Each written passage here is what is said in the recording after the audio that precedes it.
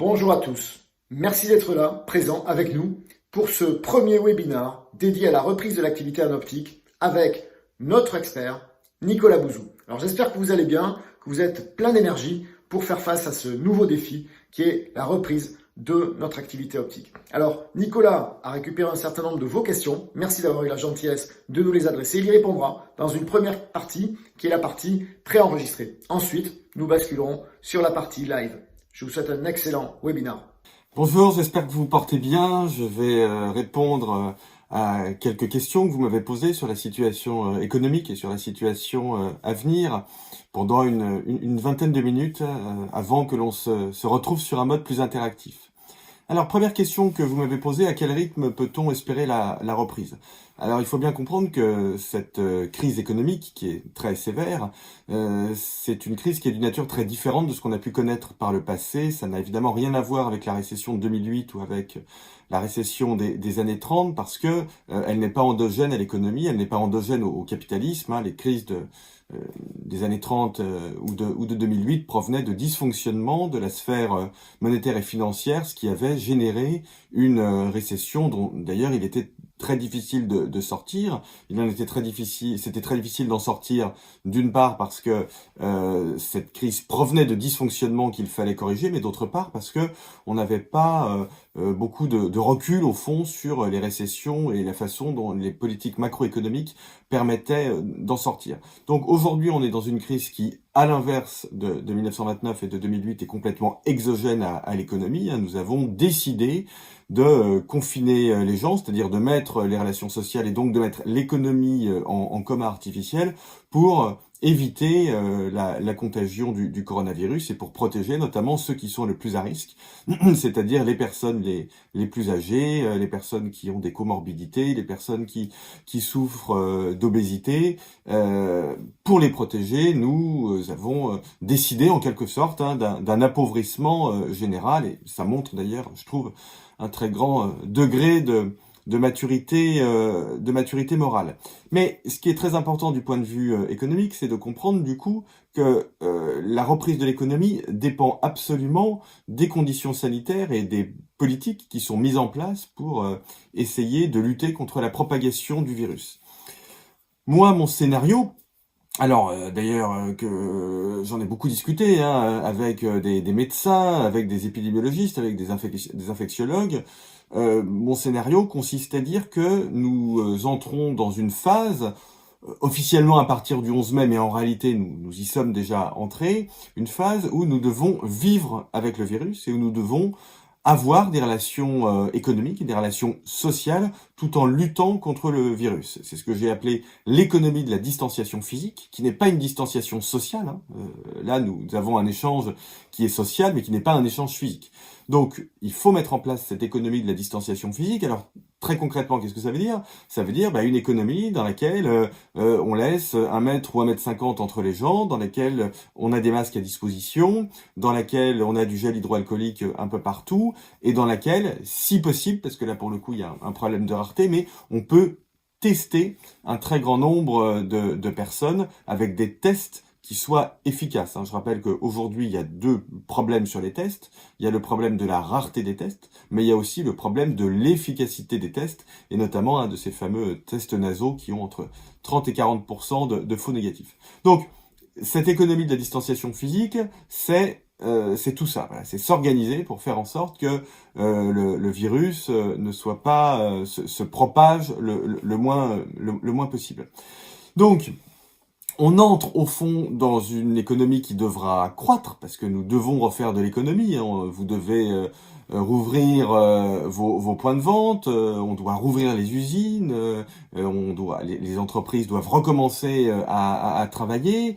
On espère aussi que des lieux à plus forte concentration traditionnellement comme les restaurants ou les hôtels vont aussi pouvoir commencer à rouvrir durant l'été, mais en maintenant toujours ces règles d'hygiène qui sont extrêmement strictes. Donc c'est ça le défi, vous comprenez bien.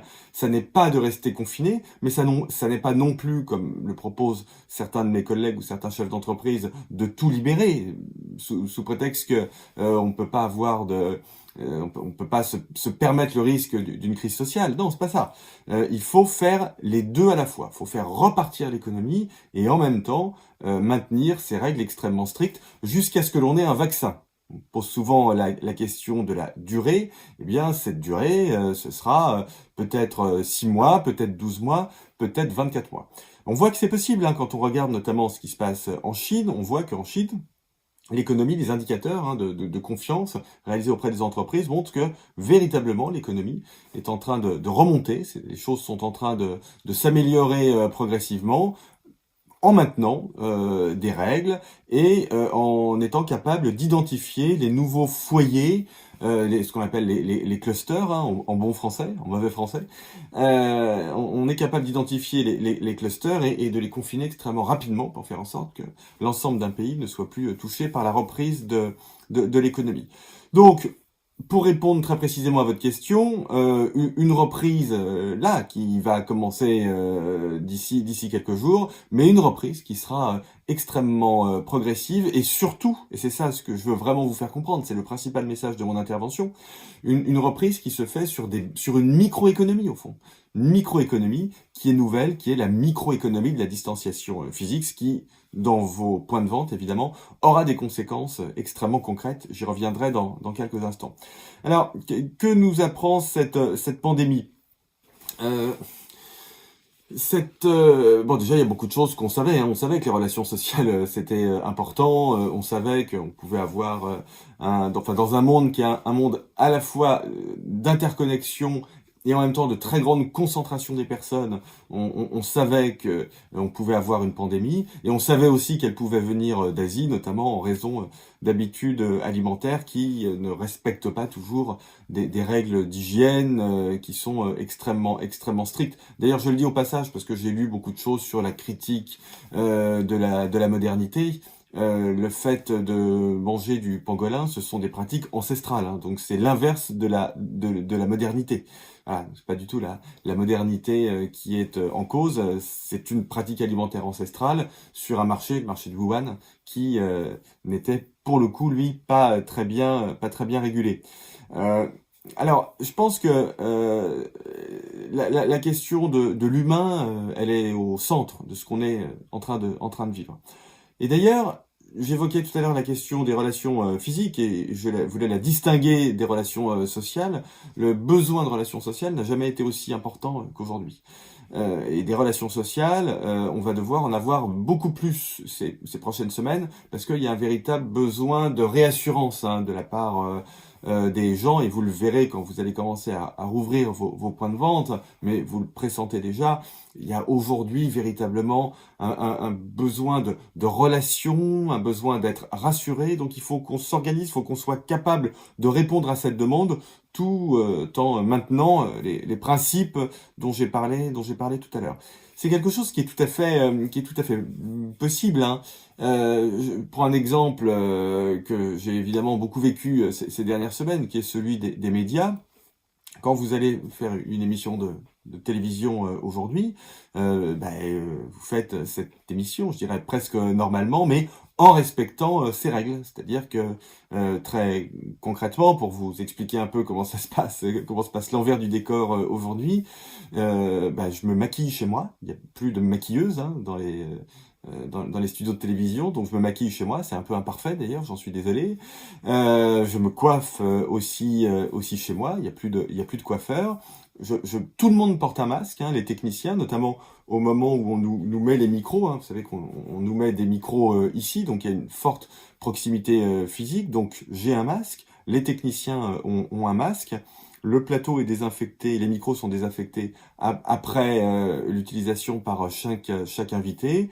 Nous sommes à distance les uns des autres d'environ 1,50 m à 2 mètres, et nous avons réduit le nombre d'invités sur les plateaux télé. Grosso modo, on les a divisés par 2. Et ça marche très bien. Et les émissions de télévision, notamment celles auxquelles je participe, font des audiences qui sont des audiences absolument historiques. Donc, vous voyez, ce besoin, il existe, et on a plus que jamais besoin d'humains. Donc ça, vous allez le voir. Alors vous êtes déjà dans un secteur qui est particulier, bien évidemment, où la dimension humaine, c'est une dimension qui est très importante, eh bien, vous verrez que ça le sera encore plus. Ça le sera aussi, mes amis, à l'intérieur de vos entreprises, hein. Je renvoie notamment à l'article que j'ai publié dans Les Échos il y a maintenant 3 semaines. Vous le retrouverez facilement. Sinon, je vous le renverrai, ou Thierry Loubet, je le passerai à Thierry qui vous le renverra. Mais de la même façon qu'on entre évidemment dans cette économie, dans ces relations clients de la distanciation physique, mais pas de la distanciation sociale, nous entrons dans des relations managériales de la distanciation physique, mais pas de la distanciation sociale. Ça veut dire que le télétravail va durer. Et il doit durer au maximum. Ça veut dire que le management doit s'adapter à ça.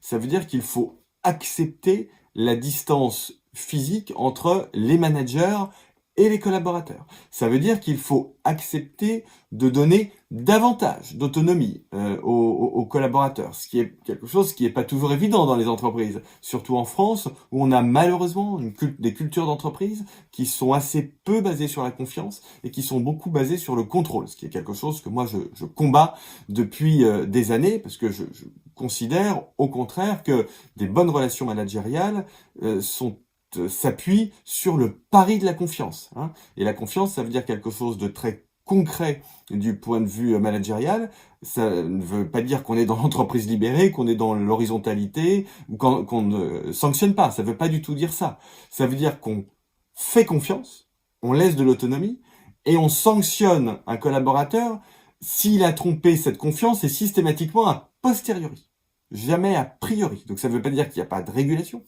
Ça ne veut pas dire qu'il n'y a pas de sanction, ça veut dire simplement qu'on laisse de l'autonomie. Et les 3 piliers du management, hein, c'est ce que j'avais défendu dans la Comédie inhumaine, pour ceux qui l'ont lu, les 3 piliers du management doivent être, à mon sens, le sens du travail, hein. Quel est le projet collectif, le sens, premier pilier.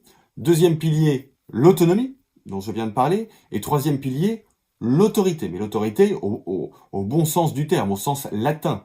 Autorité augere, hein, tirer vers le haut. C'est en réalité l'inverse de l'autoritarisme. Il ne faut pas comprendre l'autorité et l'autoritarisme parce que ce sont deux notions extrêmement différentes. Et donc vous voyez qu'on est en plein dans la question de l'humain.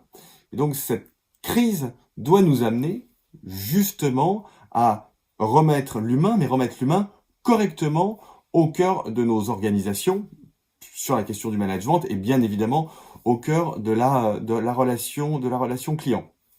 Alors, une autre question que vous me posez, est-ce que au fond cette crise va avoir des effets extrêmement concrets sur l'économie, notamment sur la question de la sécurité sanitaire, la question des circuits courts, la question des relocalisations, est-ce que ça va changer les modes de consommation ? Sur les relocalisations, alors vous êtes en avance sur la question des relocalisations, puisque chez Ophthalmique, c'est un sujet sur lequel vous avez beaucoup avancé ces dernières années. Je suis favorable aux relocalisations dans 2 cas de figure. Enfin, quand j'y suis favorable, c'est pas ça d'ailleurs l'important, mais j'y suis favorable parce que je pense que c'est possible et avantageux. Dans 2 cas de figure. Premier cas de figure, quand les délocalisations ou l'étalement mondial des chaînes de production a généré une perte d'indépendance. Voilà. Là, oui, bien évidemment, je pense que quand cette perte d'indépendance, elle est problématique sur le plan de la sécurité, il faut envisager des relocalisations. Je pense que ça doit se faire dans un tout petit nombre de secteurs. Alors moi, j'ai fait des propositions extrêmement concrètes, hein, vous les avez peut-être vues dans la presse. Notamment, de la même façon qu'il existe des secteurs stratégiques qui sont définis par la loi, pour lesquels le capital des entreprises est protégé, j'ai proposé de définir des secteurs essentiels pour lesquels il y aurait des quotas de production sur le territoire français. Et moi, j'ai défini il y a 2 secteurs qui me semblent répondre à cela, le secteur de l'agroalimentaire et le secteur de la pharmacie. Bon. Ensuite, il peut y avoir aussi des relocalisations, c'est un peu ce que vous avez fait, qui sont avantageuses du point de vue économique. Pourquoi elles sont avantageuses du point de vue économique ? Parce que quand vous regardez la comptabilité analytique d'une usine, eh bien cette comptabilité analytique, aujourd'hui, elle dépend beaucoup moins des coûts de main-d'œuvre que c'était le cas il y a 20 ou 25 ans, et elle dépend beaucoup plus de l'amortissement de la technologie. Ce que je veux dire par là, c'est que à partir du moment où vous avez dans une usine, ce qu'on appelle une usine 4.0 au fond, où vous avez beaucoup de robots, beaucoup d'intelligence artificielle, beaucoup d'imprimantes 3D, beaucoup de numérique, eh bien vous êtes capable, une fois que vous avez amorti la plus grosse partie de ces investissements, vous êtes capable de produire à des coûts de production qui sont moins importants, qui sont plus compétitifs que quand vous avez des usines qui sont à des milliers de kilomètres des lieux d'assemblage ou même de distribution. Donc oui, les relocalisations sont possibles, mais au prix d'investissements technologiques et d'une modernisation industrielle qui nécessite la concentration d'investissements dès que ce sera possible, c'est-à-dire dès que la situation économique le permettra. Alors, poser la question de la consommation. Est-ce que la consommation va changer? Oui, elle va changer. Je reviens à ma notion d'économie de la distanciation physique. On ira sans doute jusqu'à ce qu'on ait un vaccin ou un remède, ou jusqu'à ce que l'épidémie disparaisse. Alors elle va peut-être disparaître dans 3 mois, auquel cas ce sera absolument formidable. Et ce que je suis en train de vous dire ne vaudra que pour les 3 mois qui viennent. Mais 3 mois, c'est quand même important, et en 3 mois, il faut que vous puissiez faire des affaires. Non, on va moins aller dans les magasins, donc il y a bien évidemment une problématique qui a déjà commencé à se développer, on le voit très clairement dans la grande distribution, qui est celle du drive ou de la livraison à domicile. Donc ça, je pense que très peu de secteurs, et notamment les vôtres, mais très peu des secteurs vont y échapper. Et dans les magasins, il y a bien évidemment aussi cette problématique de l'hygiène et de la distanciation physique. Et là, comprenez bien que l'élément le plus important pour amener les gens à venir dans vos points de vente, c'est la confiance. Et donc, vous devez avoir et proposer des normes d'hygiène qui sont des normes de très très haut niveau, qui sont les meilleurs standards. J'organise moi des événements, j'organise notamment un événement très important dans le sud de la France au mois de novembre, pour faire venir les gens. Nous faisons d'ores et déjà un benchmark sur les meilleurs standards au niveau mondial, donc on regarde de très près ce qui se fait notamment à Singapour, les meilleurs standards pour les importer. Et pour protéger les gens qui viendront nous voir, qui nous feront l'honneur de venir nous voir, et pour être capable aussi de les rassurer, pour faire en sorte qu'il y ait de l'affluence. Donc vous voyez, quand vous me dites comment procéder aux essais de monture avec des clients en respectant les normes de sécurité, eh bien si, on peut le faire avec... Je prenais l'exemple de la télé tout à l'heure, quand on m'a mis les micros hier... assez dans l'air, j'ai un masque, la personne a un masque, les micros sont désinfectés, on essaie quand même dans la mesure du possible de se tenir à distance, et donc on arrive à, les personnes peuvent avoir des blouses, des charlottes qui sont stérilisées. Bon, bref, on peut avoir ces normes de sécurité, et de toute façon on doit leur proposer ça. Donc oui, visière, masque, gants, chapeau, les charlottes, c'est très important. Alors comment faire avec ceux qui ne voudront pas se plier aux règles d'hygiène? S'il s'agit des clients, il faut leur demander de se plier aux règles d'hygiène, ou alors de sortir du magasin, mais il n'y a aucun compromis à faire avec ça. Pourquoi? Parce que comprenez bien, les amis, comprenez bien que s'il y a une reprise de l'épidémie parce que les commerces n'auront pas respecté des règles d'hygiène, tous les commerces seront fermés. Voilà ce qui va se passer. Donc nous n'avons pas le choix. L'arbitrage, il n'est pas aujourd'hui entre l'économie et la santé. La bonne solution, c'est de faire les deux à la fois. Nous devons relancer l'économie en protégeant la santé des gens. Alors, dernière question à laquelle je réponds pour rester dans la vingtaine de minutes, dans le temps que vous m'avez imparti. Compte tenu de la limitation du nombre de personnes en magasin, peut-on espérer plus de flexibilité concernant le temps de travail et notamment faire travailler plus? C'est une question, c'est un débat que j'avais lancé d'ailleurs au début de la crise. Le MEDEF aussi l'a lancé. Bon, je suis pas du tout favorable à ce qu'on touche aux 35 heures, par exemple, parce que c'est malheureusement un totem dans notre pays. Et je pense surtout qu'il faut vraiment donner de la stabilité économique aujourd'hui. On est dans une situation qui est extrêmement incertaine. C'est la raison pour laquelle je suis pas favorable à ce qu'on raccourcisse les vacances. Je suis pas favorable à ce qu'on les allonge. Je suis pas favorable à ce qu'on les déplace. Je crois que ce qui nous manque le plus, c'est de retrouver une sorte de normalité. Il faut conserver ces repères et il faut conserver au maximum les règles sociales et les règles d'organisation en termes de temps de temps de travail. En revanche, je pense qu'il faut faire jouer au maximum les mécanismes du type heures supplémentaires. Moi, d'ailleurs, j'ai fait une proposition très concrète dès le début de la crise. J'ai proposé de déplafonner. Vous savez qu'il y a des avantages fiscaux et sociaux pour les salariés qui font des heures supplémentaires, mais qui sont plafonnés annuellement. J'ai proposé de les déplafonner parce qu'il est absolument normal que ceux qui travaillent plus aient un avantage qui aille au-delà du paiement des heures supplémentaires. Donc oui, je crois qu'il faut aller vers ce genre de choses. En tout cas, moi, j'œuvre beaucoup dans ce sens. Simplement, je pense qu'il faut pas de grandes révolutions des règles parce que je suis pas sûr qu'il faille ajouter des désordres politiques à une situation économique qui est déjà extrêmement compliquée. Donc, pour répondre très concrètement à votre question, peut-on espérer plus de flexibilité? Je pense que c'est un sujet qui est à voir avec vos représentants syndicaux. Je pense qu'il faut utiliser cette flexibilité au maximum de ce qui est possible dans la loi, et notamment des ordonnances qui sont passées suite au confinement. Évidemment, le gouvernement est très attentif à cette question, mais en même temps, on peut pas bouleverser non plus complètement les règles qui ont cours aujourd'hui. Voilà tout ce que je pouvais vous dire de façon extrêmement synthétique en introduction de nos échanges.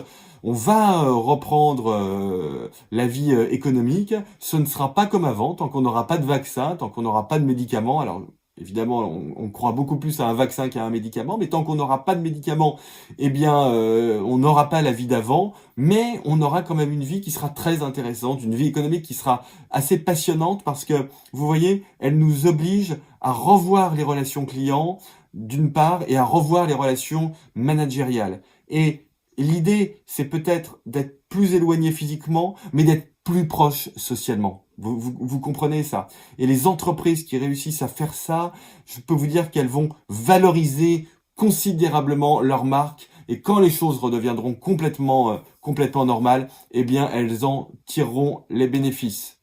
Voilà. Je vous souhaite une bonne santé et j'espère pouvoir échanger rapidement avec vous. Nous allons échanger rapidement, virtuellement, à distance, et j'espère vous rencontrer dès que ce sera possible physiquement.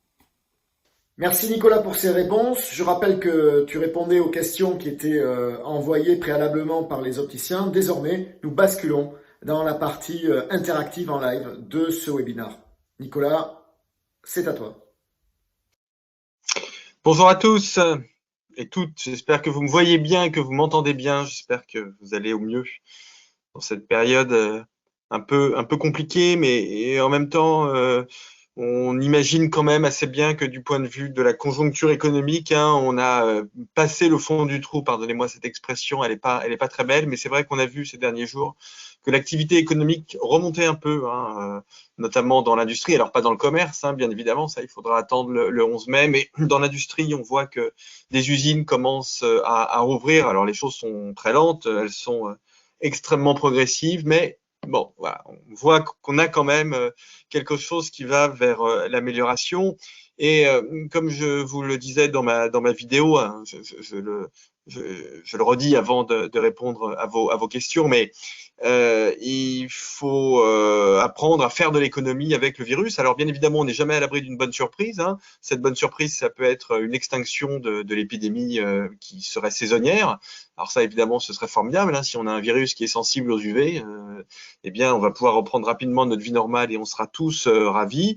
On peut aussi avoir, comme je le disais, un vaccin ou un médicament, mais on peut aussi ne rien avoir du tout. Et quand on dirige des entreprises, ou quand on est commerçant, quand on a des responsabilités économiques en règle générale, on est obligé d'avoir toutes les éventualités en tête. Et d'ailleurs, avant de répondre à votre question, je vais vous raconter quelque chose de. Alors, je vous demande évidemment de pas le divulguer, mais c'est quelque chose que j'ai trouvé tout à fait passionnant dans cette période qui pourtant est difficile, mais enfin, la période peut être difficile, inquiétante et passionnante à la fois.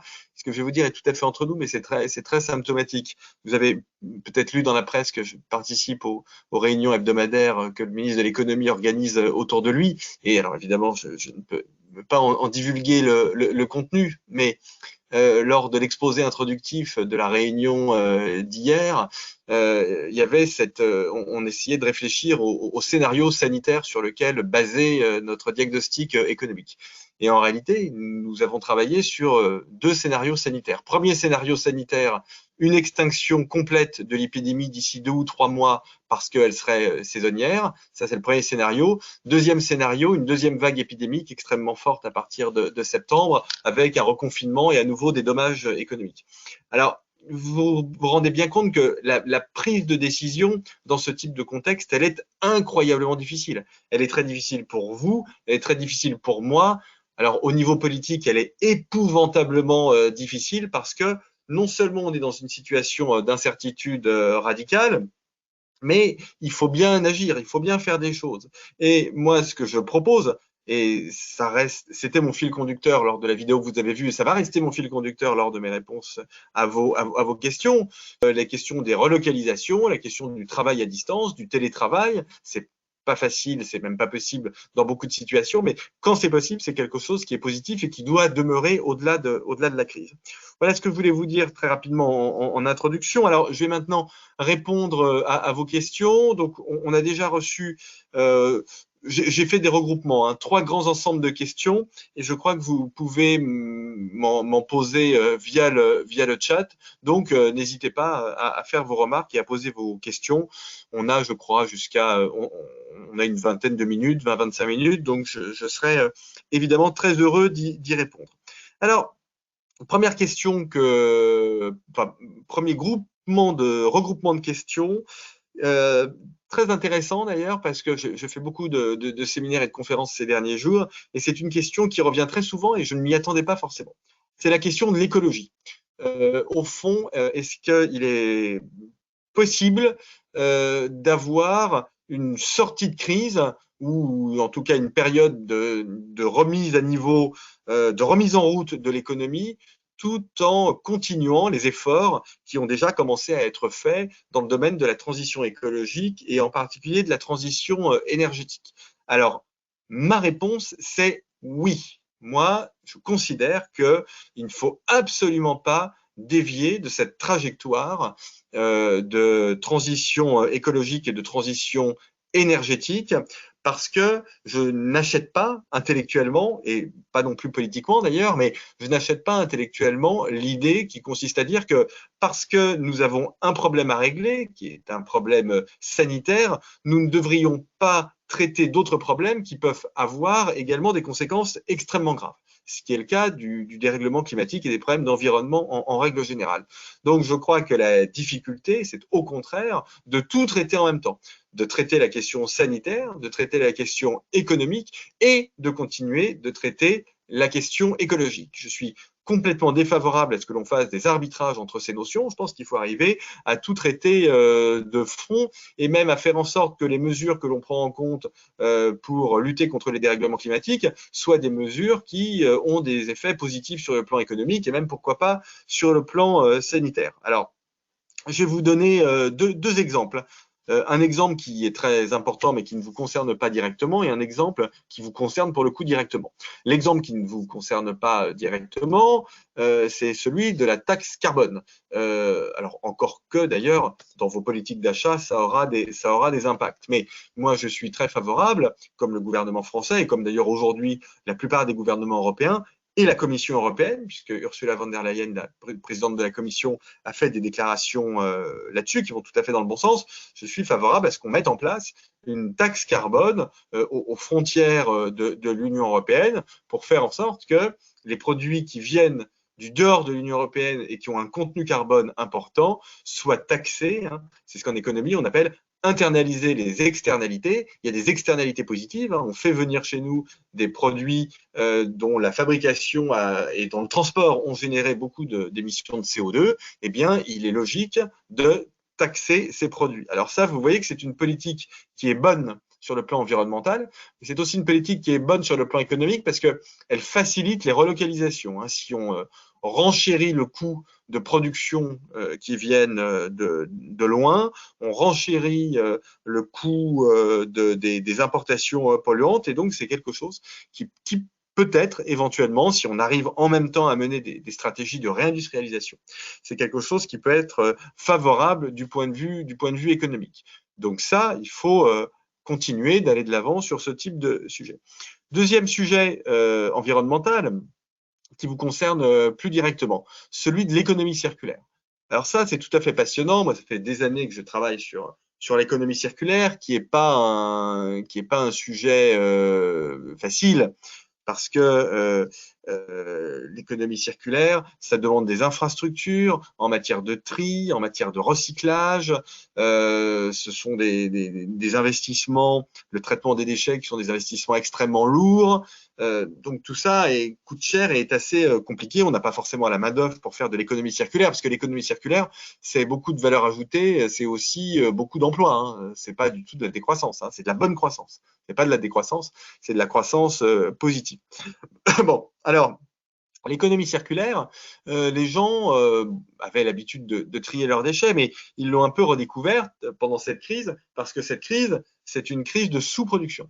C'est-à-dire que c'est une crise pendant laquelle on n'a pas manqué d'argent, ça viendra après, en raison du chômage, des baisses de pouvoir d'achat, etc. Mais pour l'instant, en dehors des indépendants et des commerçants, ce qui est très important, mais les salariés, en tout cas, les salariés, les retraités, ont eu des revenus qui étaient des revenus stables. Donc, ils ont continué de vouloir consommer, notamment dans le domaine de l'alimentation, simplement. Il y avait des contraintes sur l'offre très importantes parce qu'il n'est pas conseillé de faire ses courses tous les jours, il faut plutôt y aller une fois par semaine. Et puis aller faire ses courses en ce moment, c'est assez pénible. On peut se faire livrer, mais il y a des ruptures dans les chaînes logistiques. Bon, bref, contraintes d'offre très, très importantes. Donc, on a appris à gérer notre consommation. On a appris à allonger la durée de stockage de nos produits alimentaires, c'est-à-dire que on regarde bien ce qu'on peut consommer tout de suite, ce qu'on pourra consommer demain, on regarde les dates limites de péremption, ce qu'on ne regardait pas forcément auparavant, où on jetait, et puis on a appris à fabriquer des choses soi-même. Alors, évidemment, on a appris à fabriquer des masques. Alors moi, j'ai raconté ça dans l'Express ce week-end, moi j'ai appris à fabriquer des filtres à café, par exemple. Filtre à café en tissu, ça marche super bien. Et donc, j'ai fabriqué des filtres que je lave moi-même. Enfin, c'est absolument génial. Ça, vous voyez, c'est de l'économie circulaire. Donc, on commence à prendre ces habitudes et derrière, il va falloir organiser l'économie de l'économie circulaire, les business models de l'économie circulaire.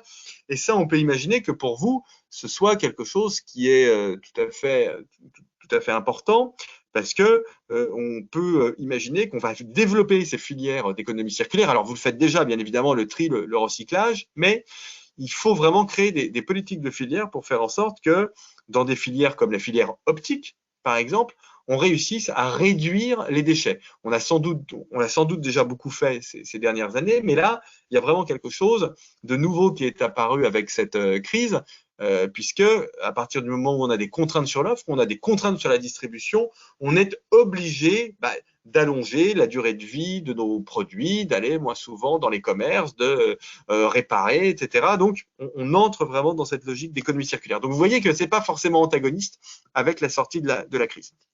Alors, deuxième question qui revient assez souvent, la question des loyers.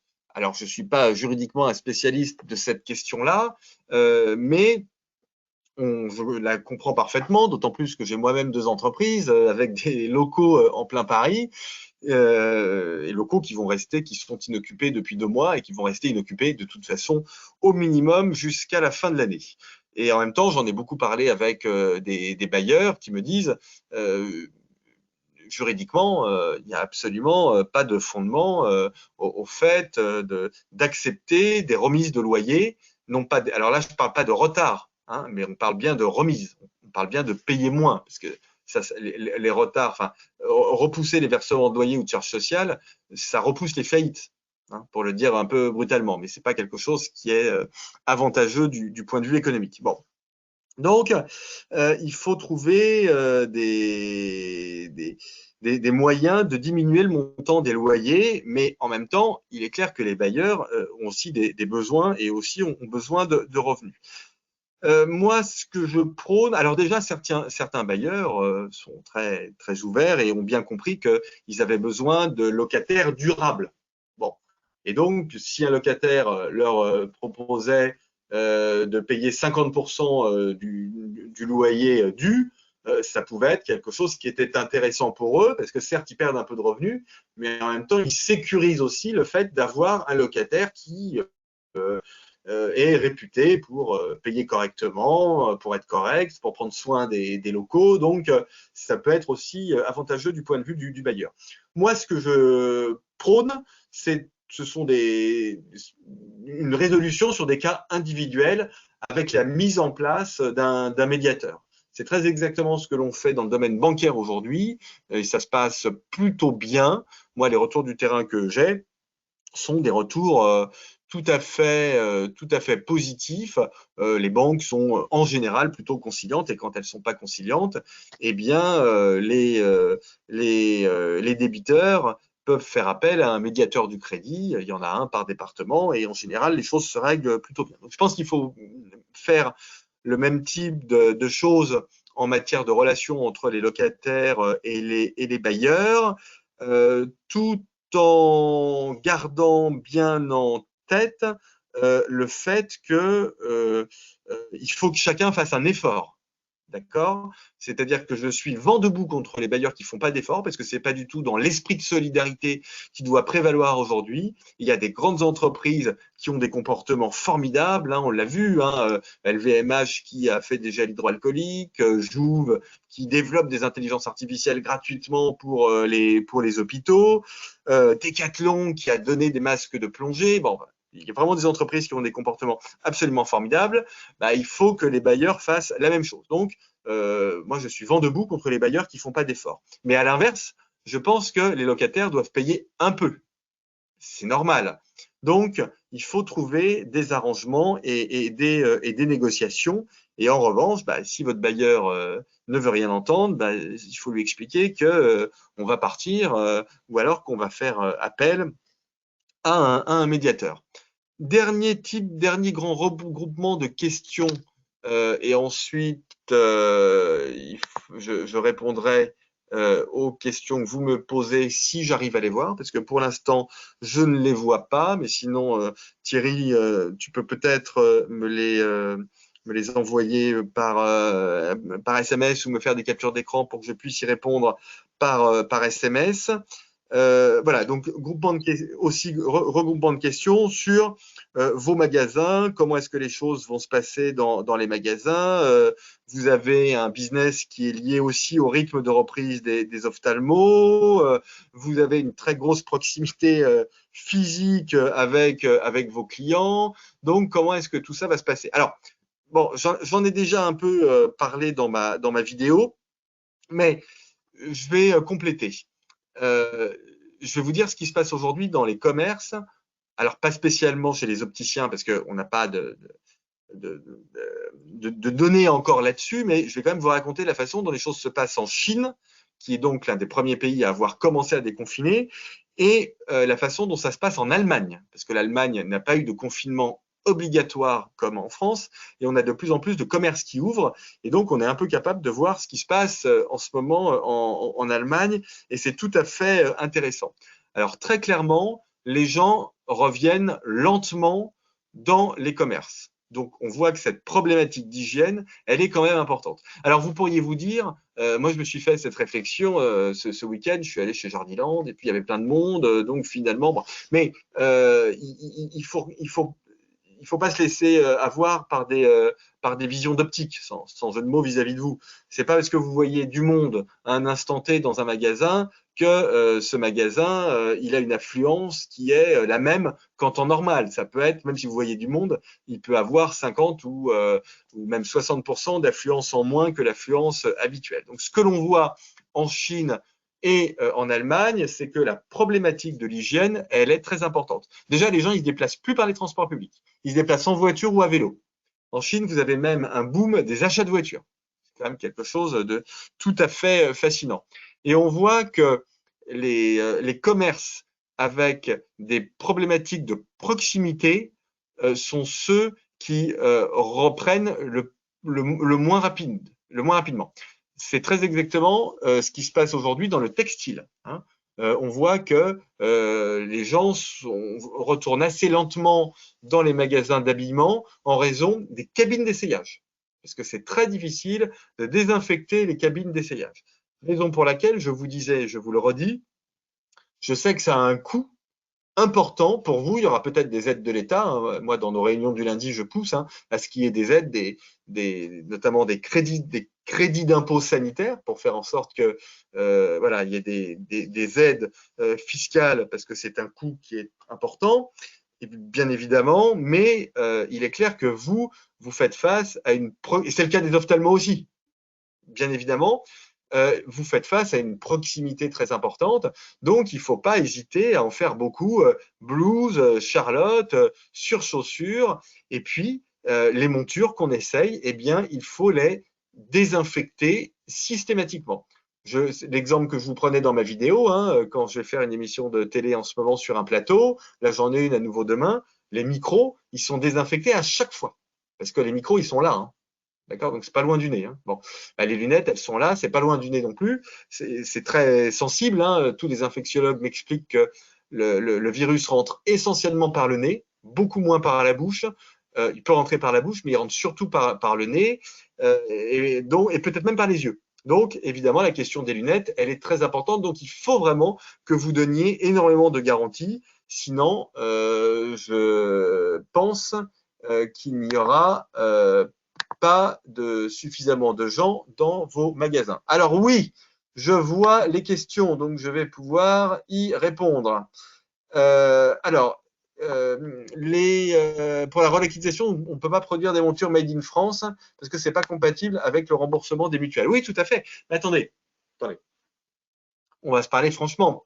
Les relocalisations sont pertinentes à partir du moment où elles ne renchérissent pas le coût pour le consommateur. Sinon, on est en train de se faire plaisir. Si l'idée, c'est de dire, comme l'a dit un sondage publié dans l'Opinion il y a une semaine, 89% des Français sont d'accord pour acheter plus cher des produits fabriqués en France, c'est bullshit. Ça, c'est dans les rêves. Mais ça n'existe pas. Ça existe d'autant moins que les difficultés sociales sont devant nous. Vous en avez bien conscience de ça. Hein. L'augmentation du chômage et la baisse du pouvoir d'achat, c'est à partir de septembre-octobre. Donc, c'est certainement pas à partir de septembre-octobre qu'on va commencer à dire aux gens c'est formidable, on produit tout en France, il n'y a qu'un seul problème, c'est 30% plus cher qu'avant. C'est simplement pas possible. Donc, les relocalisations, c'est pas du tout idiot. D'accord? Simplement, ça prend nécessairement du temps parce que ça doit, in fine, se faire avec des coûts qui sont des coûts inchangés pour le consommateur. C'est possible, hein. Simplement, ça demande des investissements technologiques très importants, en numérique, en imprimante 3D, en robots, en intelligence artificielle éventuellement, c'est ce qu'on appelle les usines 4.0. Donc c'est possible, mais ce sont des choses qui, évidemment, prennent du temps. Alors, je ne vois plus les questions, mes chers amis. Alors, je ne sais pas si c'est l'interface ou si c'est simplement que j'ai répondu à vos questions. On a encore, je pense… Nicolas, Ouais, une question. dis-moi. Donc, c'est bien de demander le port de Charlotte et veste stérilisée, mais ce n'est pas du tout le standard des supermarchés qui reste la référence pour tous les consommateurs. À trop vouloir imposer, n'arriverons-nous pas au contraire de ce que nous recherchons? Alors, je ne suis pas du… C'est une excellente question, mais je ne suis pas du tout favorable à ce qu'on impose ça. Je ne suis pas du tout en train de dire qu'il faut l'imposer. Je suis en train de vous dire, il me semble, mais j'en suis pas sûr. On est dans une crise qui est complètement nouvelle, hein. La crise comparable précédente, c'était la grippe espagnole en 1918. Je n'y étais pas, mais vous non plus. Donc et en plus elle était pas comparable. Euh, euh, Parce que on était beaucoup moins, comment dire, parce que la vie humaine au fond avait moins de valeur il y a un siècle qu'aujourd'hui. On la protégeait moins. Donc, mais je suis pas favorable à ce que on ait des mesures obligatoires. Et l'exemple des hypermarchés ou des supermarchés que vous citez est tout à fait excellent. Simplement, je dis, il me semble, il me semble que c'est un argument marketing qui peut être important. Voilà. Pour le dire autrement, si moi j'étais commerçant aujourd'hui, surtout dans une profession comme la vôtre, d'accord, dans laquelle la dimension d'intimité est très importante, eh bien, je pense que il faut mettre toutes les chances de votre côté. Mais bon, peut-être que je serai déjugé dans quelques semaines. Mais cela dit, ce que je vous dis là, c'est aussi ce que je tire de la leçon chinoise, de la leçon coréenne, parce qu'il n'y a pas il y a pas eu de confinement non plus en Corée, hein, et de la leçon allemande. Voilà. Est-ce qu'il y a d'autres questions, Thierry?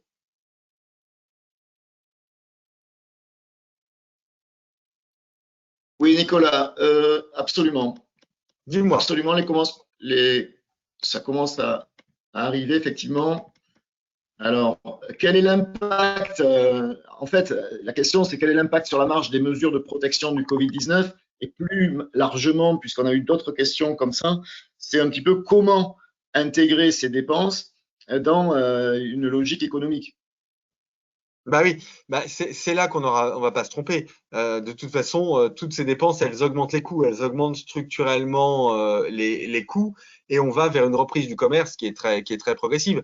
Les sondages que vous avez publiés tout à l'heure étaient tout à fait passionnants, ils étaient vraiment très intéressants.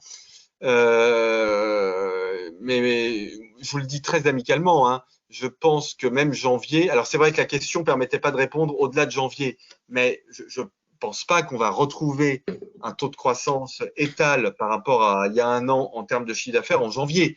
Je peux me tromper, hein, bien évidemment, mais il me semble qu'en tout cas, il faut qu'on se mette dans une logique où ce sera plus progressif que ça et où on mettra un an avant de retrouver les niveaux de chiffre d'affaires. Si on se trompe, tant mieux, formidable.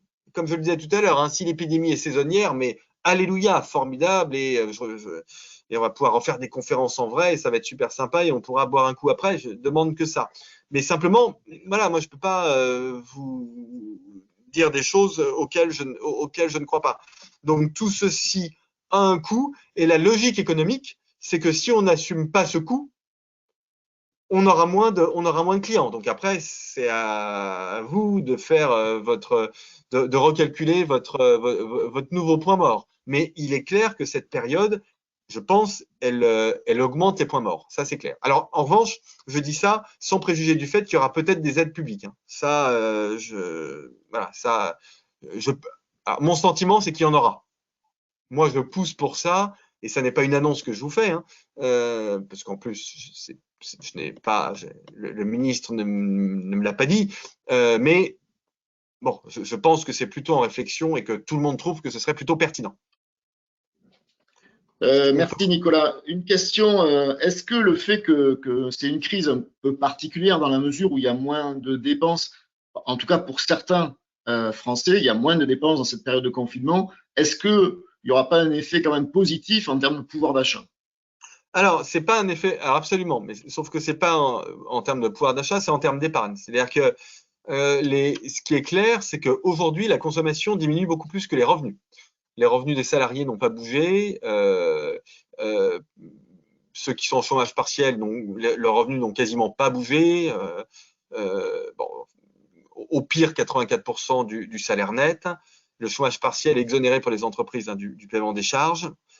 Il y a même des salariés qui aujourd'hui font plein d'heures sup dans l'agroalimentaire, dans la santé, et donc ils ont même un pouvoir d'achat plus important que d'habitude, mais ils n'ont pas le temps de le dépenser. Donc, soit en ce moment on bosse comme un dingue et on n'a pas le temps de dépenser, soit on est chez soi et de toute façon on n'a pas le droit, on n'a pas le loisir de dépenser l'argent. Donc oui, pour vous donner des ordres de grandeur macroéconomiques, le taux d'épargne en France, en général, c'est 15% du revenu, et là on va sortir le 11 mai avec un taux d'épargne qui sera de l'ordre de 35% du revenu. Donc, les gens vont sortir avec une épargne très importante. Et donc, ça leur donne une capacité de consommer. Donc, la clé, mes amis, écoutez bien ça, la clé à court terme n'est pas une clé financière. C'est une clé psychologique. Si vous voulez ramener les gens dans vos points de vente aujourd'hui, c'est tout à fait possible. Ils en ont les moyens, mais la clé, elle est psychologique. Il faut leur dire, vous n'attraperez pas le coronavirus chez nous. Quand on se reverra en octobre ou en novembre, là, pour le coup, il y aura bien une problématique économique parce qu'il y aura beaucoup plus de chômage. Et donc là, il y aura eu, pour le coup, une diminution de pouvoir d'achat. Mais ça, c'est plutôt après les vacances. C'est pas tout de suite. Aujourd'hui, la clé, c'est la confiance. Ok, Nicolas. Est-ce qu'on pourrait imaginer qu'augmenter les prix de 10 à 20%, donc question d'un opticien, par rapport à ce qu'on peut observer dans l'alimentaire, serait une bonne approche pour compenser effectivement les coûts liés Alors, à la protection sanitaire? ouais, oui, enfin, je sais pas si c'est une bonne approche, mais en tout cas, ce qui est clair, c'est que, et l'exemple de l'agroalimentaire est tout à fait excellent, on voit déjà ça, c'est-à-dire qu'on voit déjà des augmentations de prix, et on sait bien que, malheureusement d'ailleurs, du point de vue macroéconomique, mais ça, c'est pas votre problème, votre problème, c'est de faire vivre votre business, mais on va être dans une reprise qui sera sans doute un peu inflationniste. Parce que la demande est supérieure à l'offre, donc ça tire sur les prix, et aussi pour des raisons un peu techniques de politique monétaire. On mène une politique monétaire aujourd'hui qui est très inflationniste. Donc oui, on va avoir des augmentations de prix. Alors moi, je ne peux pas vous donner ça comme conseil. Je ne peux pas vous dire, parce que ce ne serait pas éthique de ma part, surtout eu égard à mes autres responsabilités par ailleurs, mais donc je ne peux pas vous dire d'augmenter les prix, mais en revanche, je peux vous dire, je pense que ça va être une pratique qui sera relativement généralisée.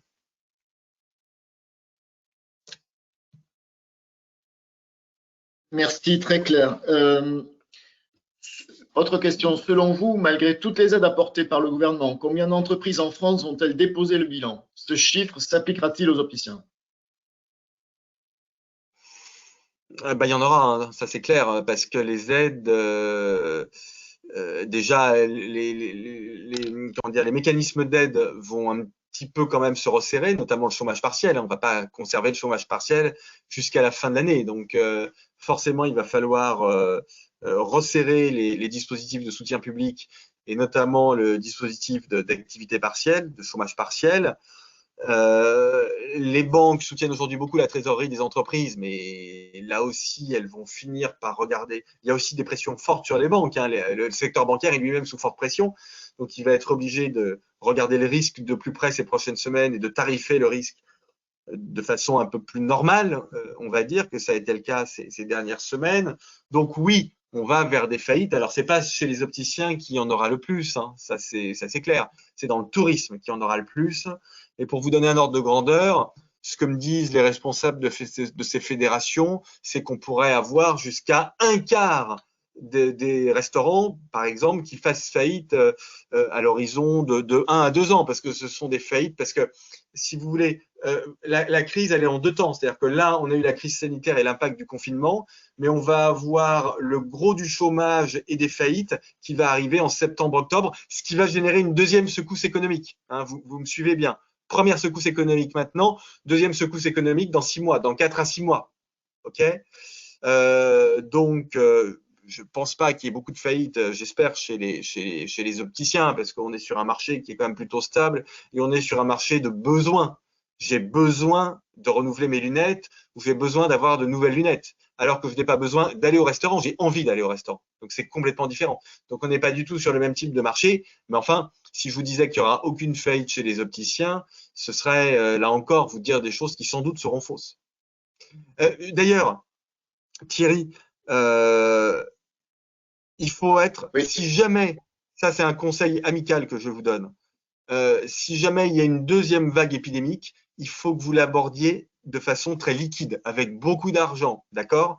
Donc, soyez très liquide, faites attention à votre gestion financière et ayez en tête le fait qu'il peut y avoir possiblement une deuxième vague avec un deuxième confinement. La probabilité est faible, mais notre devoir, c'est d'anticiper ça. Donc, gestion financière extrêmement prudente.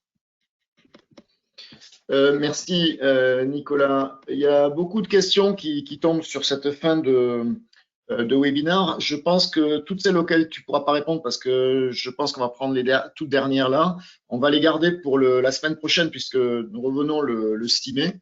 Alors, je vais quand même, voilà, merci. Je vais quand même en prendre une supplémentaire. Alors, attends. Voilà, faut-il privilégier la distribution de produits made in France ou made in Europe et réduire la part de produits made in Asia? Honnêtement, je suis pas sûr que ça ait beaucoup d'impact. Quand on interroge les gens dans les sondages, ils nous disent que ça va avoir un impact, mais je pense que les réflexes des consommateurs en matière de rapport qualité-prix sont des choses qui vont pas beaucoup changer. Ça va pas changer d'un coup de baguette magique, surtout dans le contexte macroéconomique un peu compliqué que j'ai décrit. Donc, je pense que si vous pouvez le faire, c'est très bien. Je pense que c'est très bien, hein. Évidemment, j'encourage beaucoup ça, mais je pense qu'il ne faut pas attendre, si vous voulez, une révolution consumériste de ce type de stratégie. Ok, un grand merci Nicolas. Je te laisse un mot de conclusion. Merci à vous. Écoutez, j'espère que tout ça vous est utile. N'hésitez pas, si vous avez d'autres questions, en effet, il y aura on va avoir d'autres occasions de se revoir. Peut-être qu'on arrive au bout de cette affaire, ok, mais peut-être pas. On est dans un climat d'incertitude radicale, et donc pour notre tranquillité d'esprit, faisons comme si l'épidémie pouvait se réveiller en septembre. Comme ça, nous n'aurons que des bonnes surprises. Voilà. Merci de cet échange et surtout, prenez soin de vous. Bien, nous voilà arrivés au terme de ces rencontres entre vous les opticiens et notre expert Nicolas Bouzou. Je vous donne rendez-vous pour le prochain webinaire qui aura lieu le mercredi 6 mai à 11 h. D'ici là, prenez grand soin de vous. Ophthalmique, votre partenaire pour la vie.